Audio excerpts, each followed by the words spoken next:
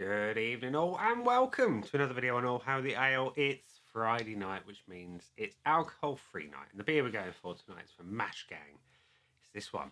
It is Beyond the Pines. And Beyond the Pines is a dry hopped American Pilsner with damn fine artwork on the can. Let's give it some appreciation. Gotta love the old sugar skull and the bright magenta, blue, green, yellow.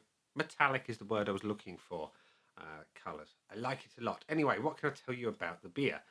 Not a lot, but it does say on the side of the can that it's a crisp and refreshing Pilsner, spiked with a heavy-handed dry hop dose of Citra, love it, Cascade, excellent, Centennial, brilliant, and Chinook hops. A cornucopia of sea hops, if you will. It's crisp and refreshing with a spicy, resinous bite, brewed to strength and cold conditioned for 45 days. And it's obviously one of the US imports. It's brewed and packaged by the pilot project Brewing in Milwaukee, in Wisconsin. And we all know the Wisconsinites, they love a good beer. So we know this one's going to be good. So let's get it out into a glass and see what we think. So I'm going to pour into my AF Beer Club glass. The pour is pale, clear.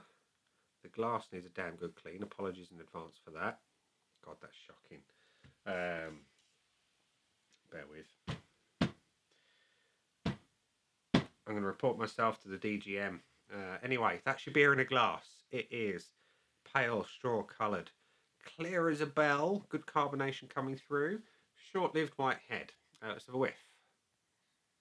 Oh, hello.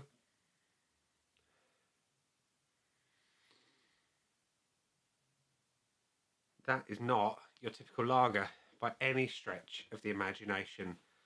First thing I got was a massive hit of grapefruit. Big, sweet, juicy. Not entirely unexpected with the hops that we've got. Citrus, soft, sitting behind that initial punchy grapefruit hit. Light, crisp, clean. It smells really nice. Not like a lager. So, looks alright, smells alright, see what it tastes like. Cheers.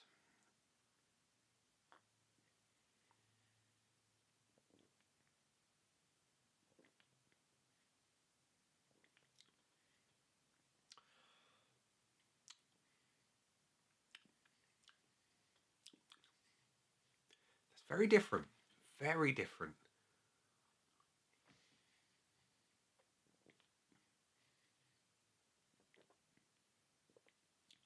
It's a drink that makes you think because it presents nothing like what you're expecting.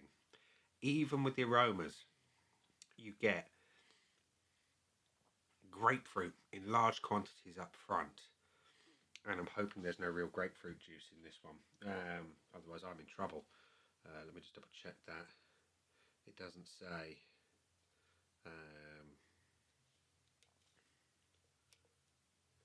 No, it doesn't mention grapefruit. But anyway, it tastes heavily of grapefruit, and that hits you up front in a huge hit. Then you get malt, and it's an unusual malt. And then that fades, and you get soft citrus. It tastes like no other beer I've ever had. It's very interesting.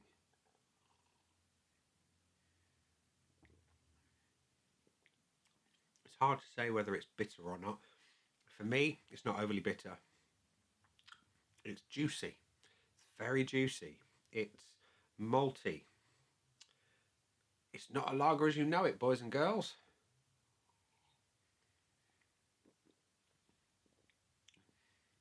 In my eyes, it's quite balanced. And the finish is clean, crisp, light, refreshing. All the qualities you want from a lager, but with none of the flavour of a lager. It is very, very unique. And yeah, it says that you have a spicy resinous bite. I love spicy and pithy bitter resin. I'm not getting either of those things. But hey, everyone's taste buds are different. So it is what it is. Let's go to the scoreboard of joy, which currently looks like so. So we're going to fill it in. And we start with the visuals, as always. And it's a lager. I want it to be pale. I want it to be clear as a bell. And I want it to look crisp and summery and refreshing in the glass. And it does just that. It's a nice colour. Looks like a lager should. Just my glass cleaning skills leave a lot to be desired at the moment. I think I need new glass cleaning ware. Anyway, looks good. It's having a full point. The aroma is interesting. It's very different.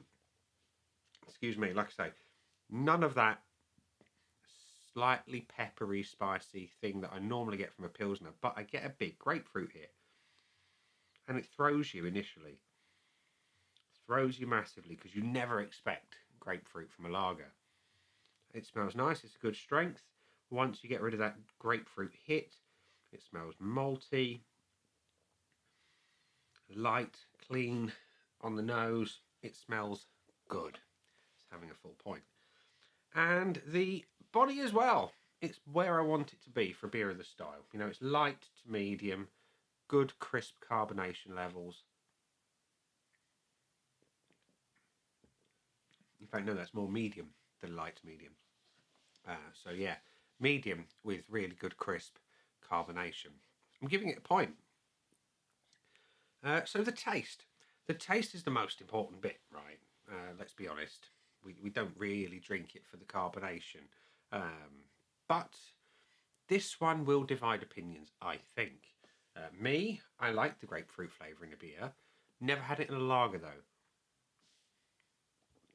Throws you initially, but once that fades away into that slightly more juicy, more balanced flavour, it really is balanced. You've got a nice level of hop, a good malt presence. It's a clean, crisp flavour overall. It does everything a lager should, bar the curveball of all that citrus and grapefruit up front. You're either going to like it or you're not. I do, therefore I am giving it a point. And the finish on a lager, I want it to be clean, crisp and refreshing. That's all I want. And it is. It's all three. It is clean, crisp and refreshing, with the added bonus of the fact that the flavour lasts. Right now I'm still tasting that softer grapefruit once it's faded. Think a really ripe pink grapefruit, that kind of vibe. And behind all that I've got a little bit of soft lemon and a nice clean malt as well. It's really, really light and refreshing on the back end. I think it deserves a point. I'm going to be honest, it does. So there we go. Beyond the Pines has got a full 5 out of 5. So we go to the bonus points. Would I buy it again? That's an interesting question because I've just given it 5 out of 5. But I am what you would say a bit of a traditionalist at heart. I like my lagers to be reeking of SARS. I do. I'm going to be honest. And, you know, if I'm going to pick any lager from the Mash Gang lineups, it's going to be Stoop Extra Dry. There's no two ways about that. So I would pick Stoop Extra Dry over this one. That's not to say this is a bad beer. It's far from it. It's a brilliant beer. But for my personal tastes, I much prefer your Stoop Extra Dry Mash Gang. So I'm not saying I wouldn't buy it again, but there's others I would prefer. But for purposes of the exercise, I want to say no. Sounds harsh, but you get my point, hopefully.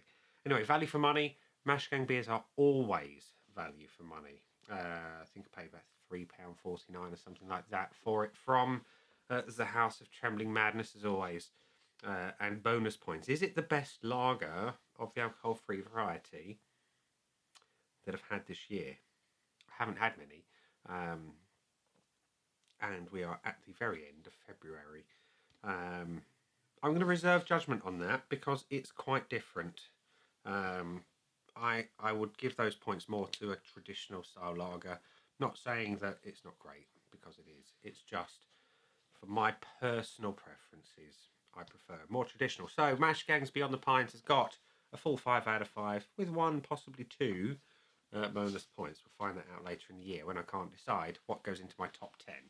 So there we go, ladies and gents, boys and girls. It's a very cool can artwork with a very, very flavourful beer. It's lager, but not as you know it.